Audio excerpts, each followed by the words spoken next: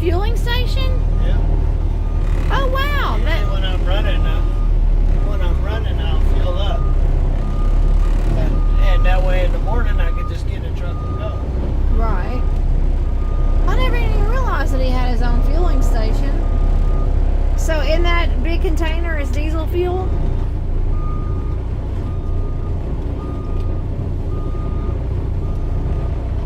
Yeah, that's what it is. Wow.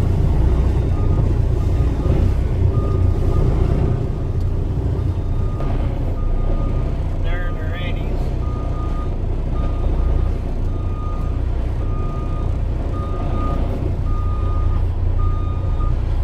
All right, everybody. Well, Steven has backed up, and we have parked, and